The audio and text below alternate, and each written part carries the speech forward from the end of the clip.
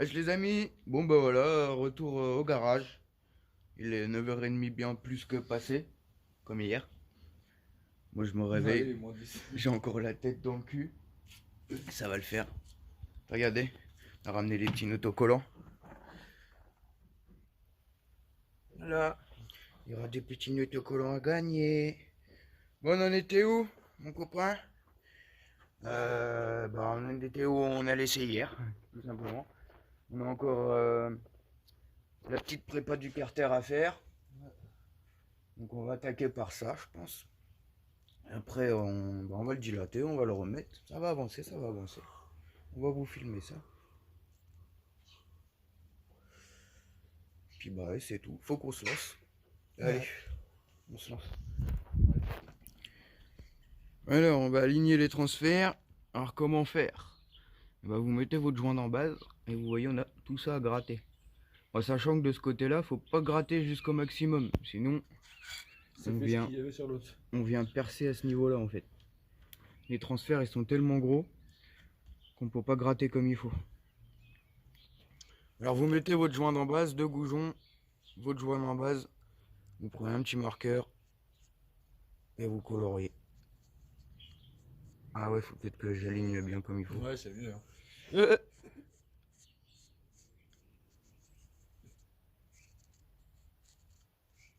Tac. Voilà. Après vous enlevez votre joint en base, la base. Hein. Ouais, voilà, regarde le copain il va faire. Sans le déchirer, il tire comme un...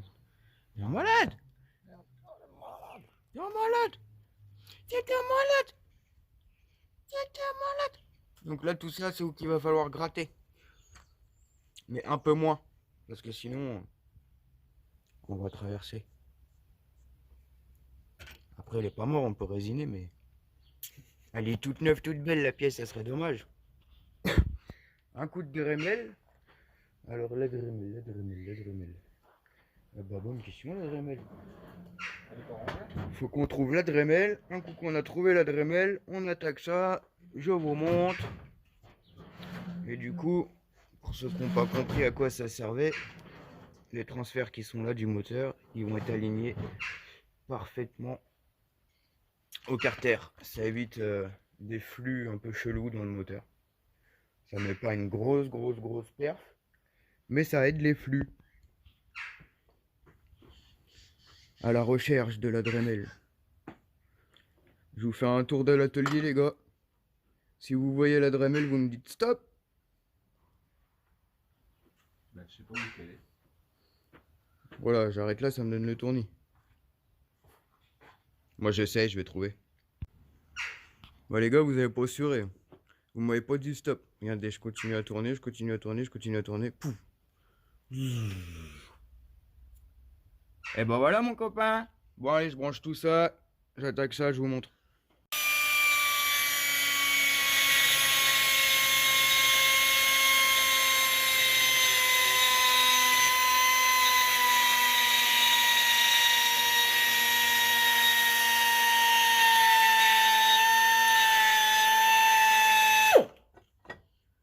Voilà, je gratte en pente, comme ça.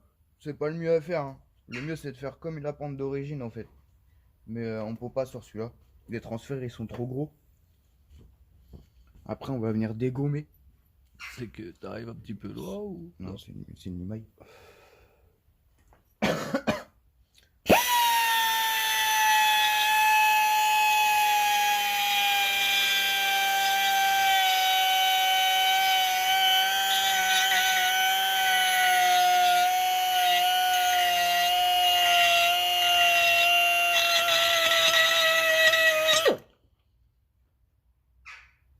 Est-ce qu'on peut encore? On peut pas trop. Un petit chouïa.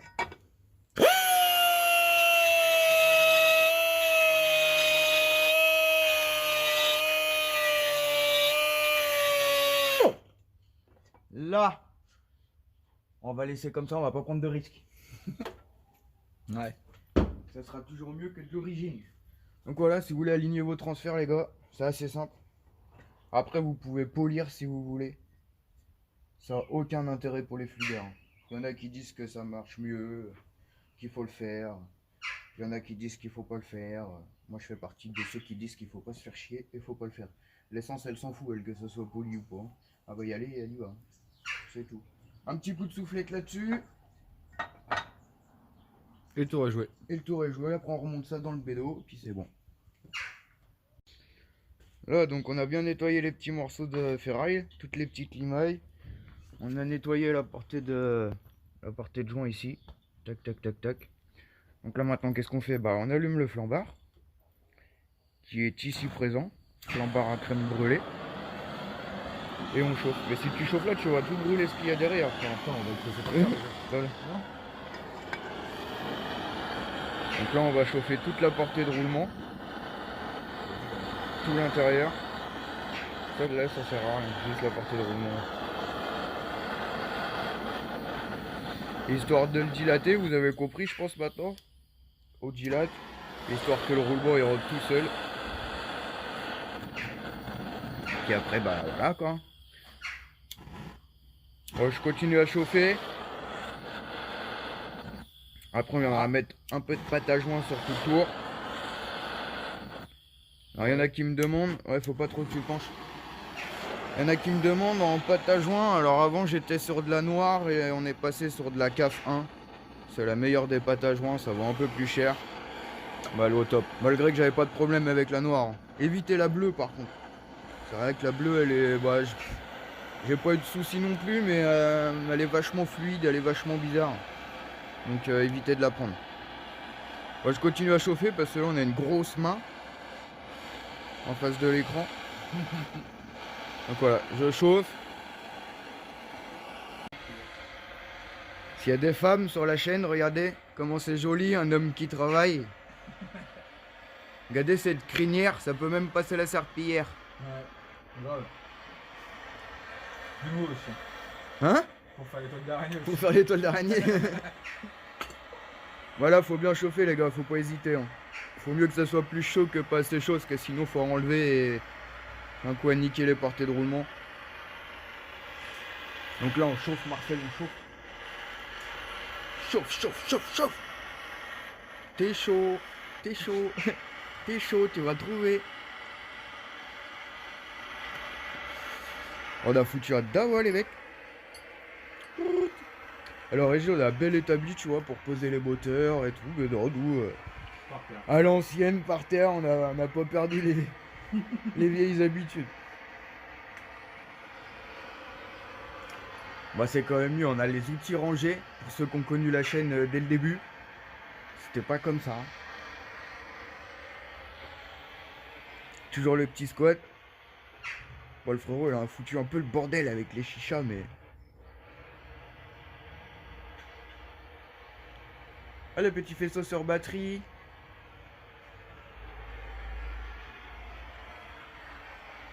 Chauffe, Marcel, chauffe! Ça commence à sentir le chaud. Ça commence à sentir le chaud. Ça sent bon, alors.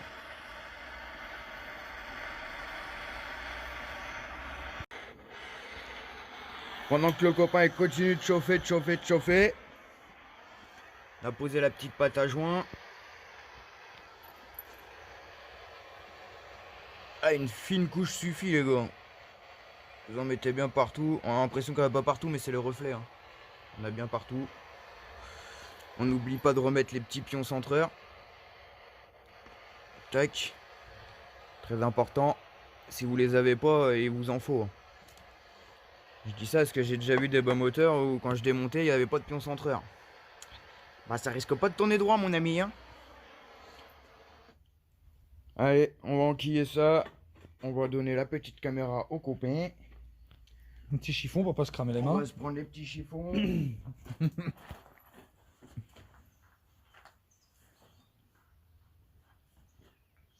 Ah, le mieux c'est de piquer les gants de cuisine à votre femme. D'habitude je pique sur ma daronne. Tac. Hop. Bon, effectivement, il est bien chaud.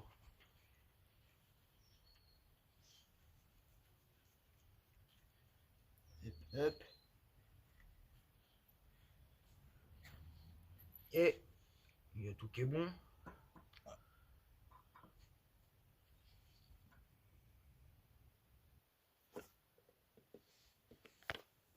Là, ça va faire chier. Heureusement, il n'est pas assez froid. Ouais. Bon, alors si ça vous fait ça, les gars, c'est bon, on y va avec les vis. Qui sont, je sais pas où.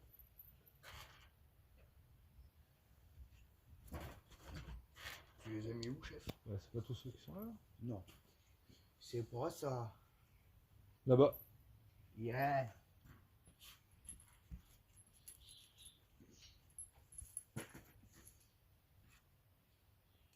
Normalement, tu sais se faire stouk et rentrer nickel.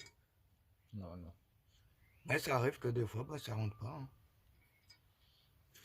Je vais pas prendre le filetage. Est-ce qu'il va se renlever? Des fois que. J'ai un torchon, il est dégueulasse, sa mère. Non, il va pas vouloir se renlever.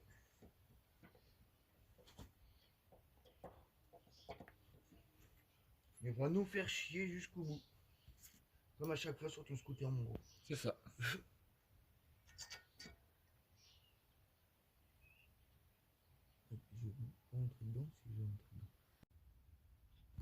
On a revissé le tout. Et vous voyez à l'intérieur, ah bah merde, il reste de la pâte à joint. Ah, rien de compliqué. Un chiffon, un doigt, on met dedans et on tourne le vilebrequin. Attends, je vais te tenir parce que. Donc là, le vilebrequin il force encore, c'est normal. Il va falloir le centrer. Pas d'inquiétude. Là, un coup qu'on a enlevé le surplus de pâte à joint.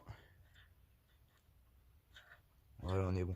Donc là, vous voyez, le vilebrequin il force. Bah, de une, parce qu'il y a un joint speed d'un côté, donc il fera pas brrr, nickel. Mais aussi parce qu'il est pas centré à l'intérieur. Alors, comment le centrer, les gars? Surtout, vous allez pas taper sur les queues de vélo, comme j'en vois certains faire. Sinon, c'est mort. Ah, on a oublié de remettre ça, frérot. Oh. Va falloir enlever le serre-clips encore. Ouais. Donc là, vous avez vos têtes de vis. Ici, là. Bah, c'est là-dessus qu'il faut donner des petits coups. Et des petits coups, pas des coups de malade. C'est encore chaud, ça? Ah non, il a refroidi.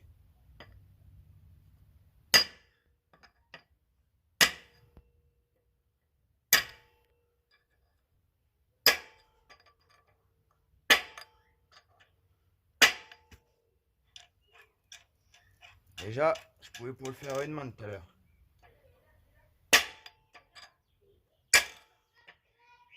Oh, il y a Mini-moi qui arrive. Ouais. Hop.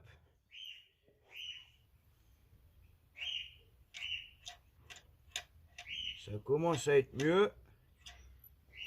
Un petit coup pareil de l'autre côté. Donc là, il n'y a pas de vis. Vous voyez les gros renforts dedans, là. Et va vous taper sur ce petit renfort, là.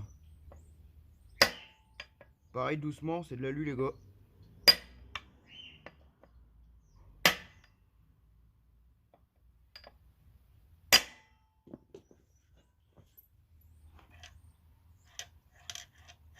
Et ben, on est pas mal. Ah, un petit bout de pâte à joint, là. De la noire. Hop là.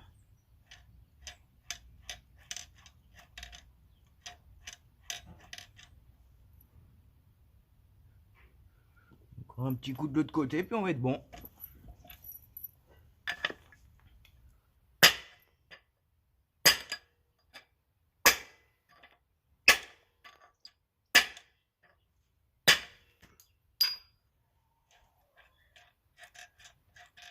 Et voilà. On est bien. Okay. Donc voilà comment centrer un vilebrequin. Si on regarde dedans,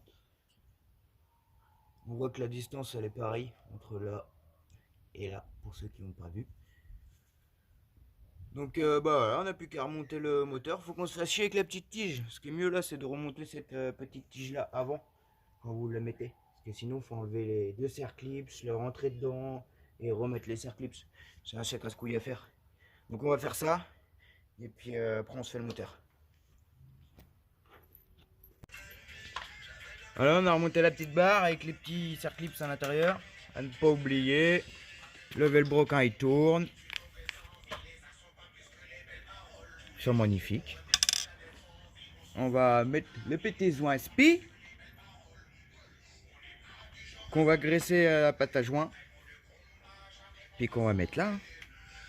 Tac et tac. Mais je pense qu'avant ça, une petite mousse s'impose. Allez. Allez chercher une petite mousse.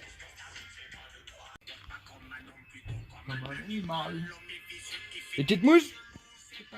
Santé mon chef. Santé. J'ai essayé de la finir celle-là aujourd'hui. Ouais parce que le copain, là, On est parti hier mais le copain, on s'en va casser la croûte. j'ai Mais oublié il la bière. laisse... Ouais mais c'est normal, elle était pas bonne celle-là. Ouais, c'est l'italienne. Je blasine aujourd'hui. À toi mon copain. Voilà, un beau petit joint spi bien collé comme il faut.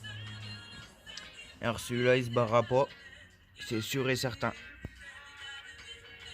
On va attaquer le montage du moteur, faire le switch, le calage de l'allumage et tout ce qui va bien, Petite gorgée? Allez. Ok mon copain. Allez, tiens.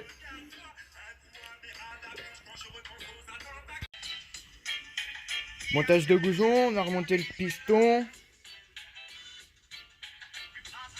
On n'oublie pas de remettre les petits serre-clips qu'on avait enlevés. Sinon on va pas se retrouver avec une grosse rayure dans le cylindre.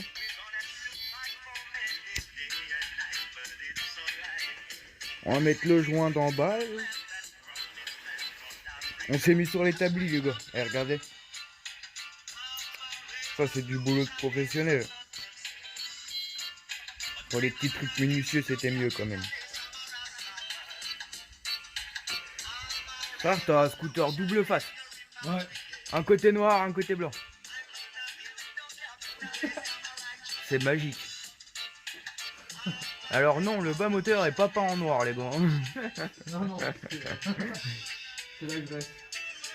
Si vous avez des enfants qui veulent un peu de pâte à modeler, je pourrais vous en envoyer si vous voulez. La taille. On va serrer les goujons. Petite technique. Un boulon à l'endroit, un boulon à l'envers. Ouais, avec le displate. On les serre les uns sur les autres. Ensemble en fait. Et après on va pouvoir visser tranquille. Sans le faire à la pince, sans niquer le pas de vis. Sans rien de tout ça. Hop. Et voilà. C'est magique. C'est magique. Jamais trop serré un goujon. Si vous voulez pas qu'il vous reste dans les mains. Ça se met à force mais c'est tout quoi. Vous pouvez même mettre un petit peu de l'eau petite dans le fond. Mais si après vous voulez les enlever vous êtes niqué. Niqué. La même opération de l'autre côté. Tu l'auras compris. Bon les gars, si comme moi, vous avez plus de flèches sur votre piston parce qu'il y a de la calamine et que vous ne l'avez pas nettoyé, comment savoir de quel côté va le piston? Bah ça c'est une bonne question pour certains. Et bah si vous avez des trous comme celui-là, c'est des trous de l'admission. En fait l'essence c'est par là qu'elle passe. Donc c'est toujours à l'arrière parce que sur le booster l'admission c'est à l'arrière. Si jamais vous avez un piston qui est exactement pareil des deux côtés, et bah là c'est un peu con généralement. Et bah vous allez sur internet, vous trouvez le même piston et vous regardez les différences. Généralement ceux qui sont exactement pareils ils ont des trous de graissage sur le côté et tu vois les trous de graissage. Ouais mais il y en a, ils l'ont même à l'avant. Ah ouais? Ouais. Il y a un gars sur le forum l'autre fois, il avait le piston était coupé exactement pareil des deux côtés, sur un air sale. Sauf qu'il avait des trous de graissage. Et les trous de graissage ils étaient soit là, soit devant. Donc du coup il a suffi d'aller voir sur internet, trouver le même piston, puis regarder où était la flèche sur le truc, et ça l'a fait. Donc voilà, petite astuce. Bon, on pose le joint d'en base, on met le moteur dessus et on se fait le switch. On a monté le cylindre, on va passer au switch. Donc le switch, qu'est-ce que c'est? C'est la distance que tu as entre le piston et ta culasse. Je vais pas rentrer dans les détails, mais en gros c'est le volume de compression qui te reste au-dessus du moteur. Un fil d'étain de 1 mm qu'on pose à l'intérieur. Donc on met bien le joint d'en base. Donc on a plusieurs joints d'en base. On a juste mis le joint papier. On a toute une quantité de joints d'en base. On met le joint de culasse. Donc là sur le stage 6 MK2 c'est un joint de culasse torique. Alors on est où la culasse? C'est un copain qui a la culasse. Donc on pose bien tous les joints. On met la culasse dessus. Tac. On vient serrer le tout.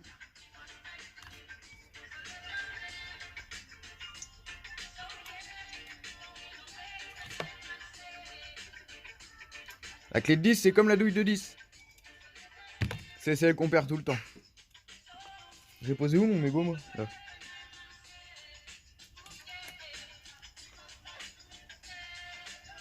Ça visse, ça visse, ça visse.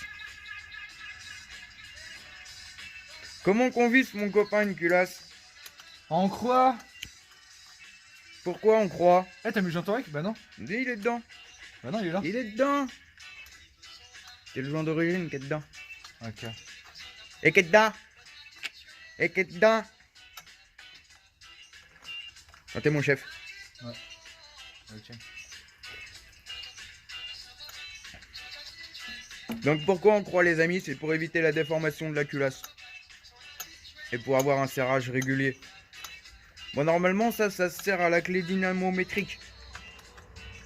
Nous la dynamométrique c'est ça. Hein.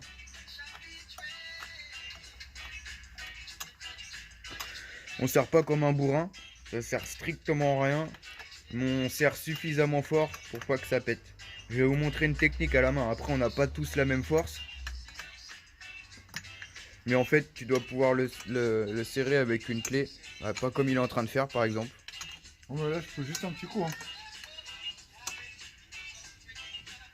Voilà. La petite technique, c'est tu mets ta clé comme ça dedans. Donc une clé normale de 10. Tu prends deux doigts. Tiens, le bas moteur là-bas. Et en fait, ça va être la force de tes deux doigts. Tu vois, j'ai pas serré. Là, par exemple. Toujours en croix. Deux doigts. Donc après, il y en a, ils ont des doigts de fou. Hein. Moi, j'ai des doigts de... J'ai pas des doigts de fou. Hein. Bah, ça dépend, ma chérie. Des fois, elle dit que...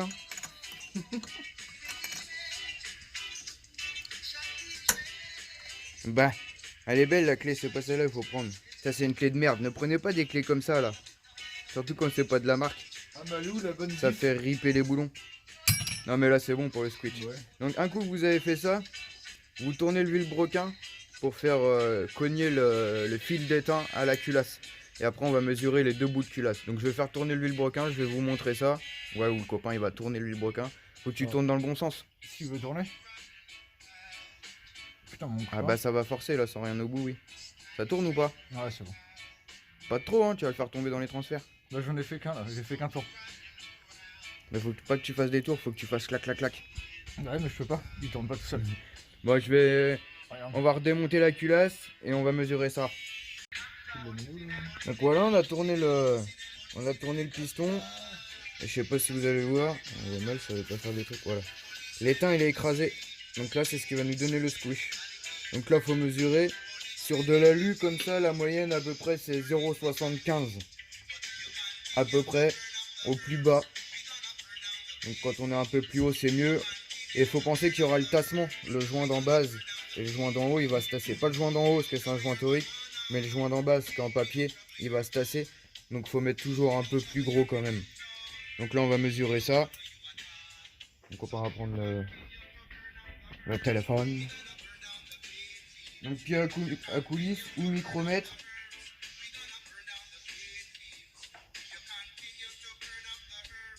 Et là on est à, je sais pas.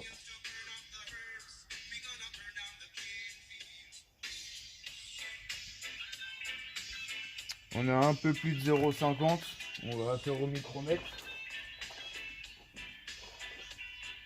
Ah merde, il est pas là. Ah yes.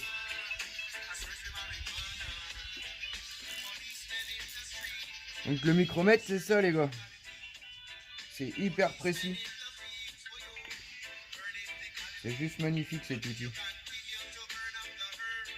Bon, c'est pas très pratique avec un fil d'étain mais sinon c'est magnifique. On va se poser là, c'est plus simple.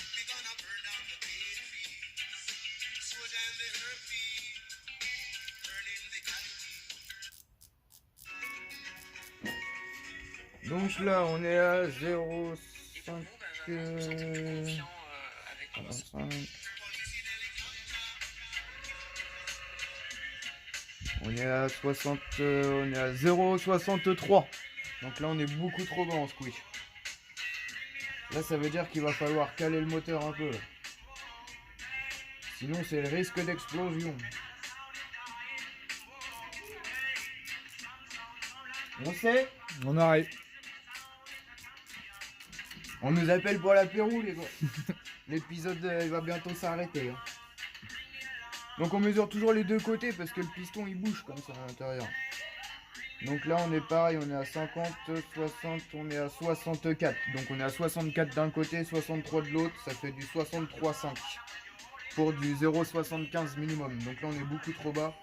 On sait qu'on peut caler au moins de 0,10. Donc bah comme je vous disais, on nous appelle pour l'apéro. Donc cet épisode il va s'arrêter là sur le booster. La suite demain. Pense à t'abonner si c'est toujours pas fait. Je me répète un peu mais c'est important, c'est cool, ça fait toujours plaisir. Même si la chaîne elle est en constante évolution. Je vous kiffe, vous êtes énorme, c'est de la balle, ça monte vraiment bien vite. Enfin, suffisamment vite on va dire. Je m'y attendais pas vraiment. Mais c'est bien cool.